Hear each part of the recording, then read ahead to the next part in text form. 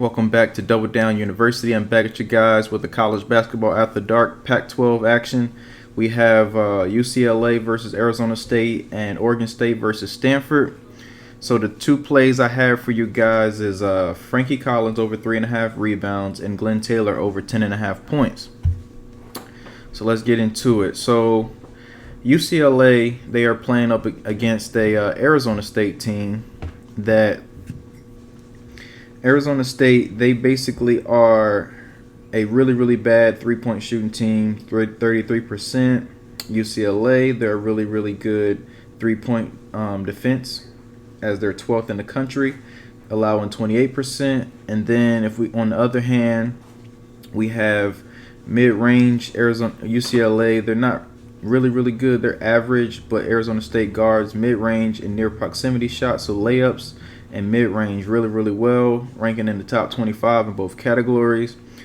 They don't really allow a lot of points off of steals. As you can see, they're 144th.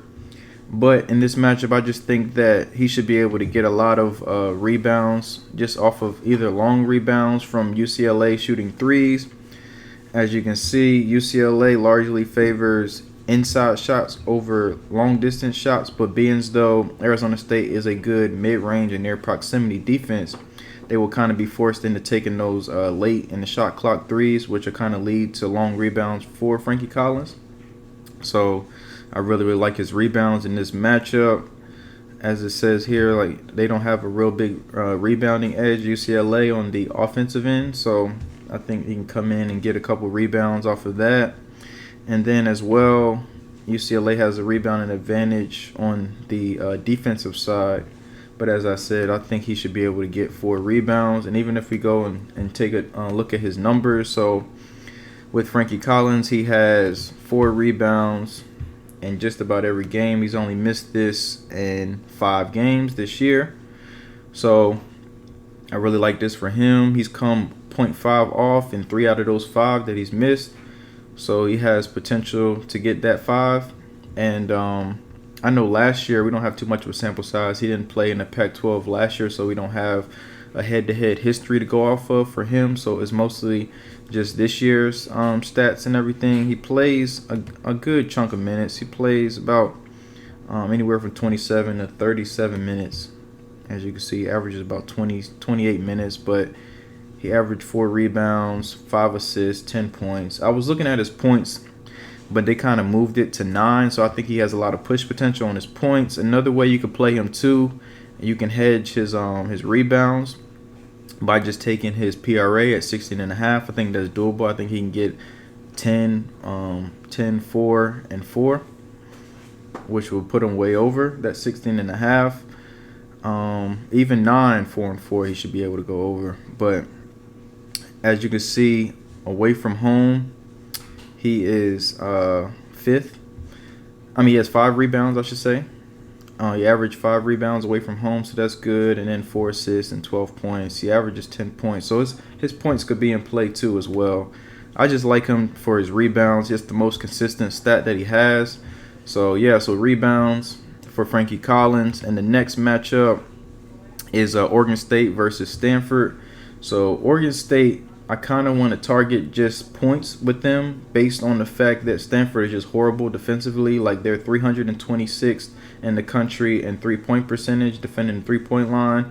They're 224th in mid-range and 194th in the country in near proximity shots. So basically, they have an advantage, a 3-way go advantage in three-point, mid-range, and near proximity shots. So I just think whoever is the more aggressive out of the two between him and Pope.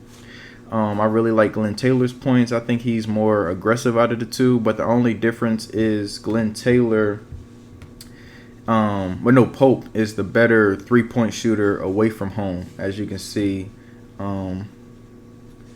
he is a 29% three-point shooter away from home, but a 35% three-point shooter at home.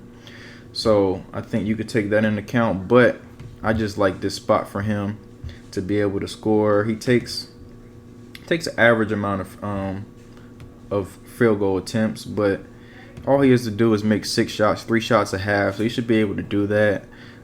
He doesn't really get in too much foul trouble. He had 4 fouls only 3 times this year. Anything other than that, he's had lower than either 3 or less, which is a good sign. We can kind of go over to his teammate too in case you want to make a different card and just throw his teammate as a hedge option.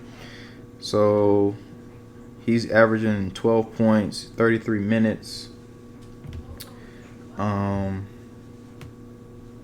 yeah, as I was saying, he is a better 3-point shooter as he's a 44% 3-point shooter, and as I just previously stated, they are really bad at defending the 3. So he could be an option in play too. I think, to be honest, I think both of them go over and get 11 points. They are big underdogs. I think it's 11-point spread, so they're going to need them to score in order to kind of keep this game competitive. So they're going to look for them two to score. He doesn't really go to the line as much. Pope.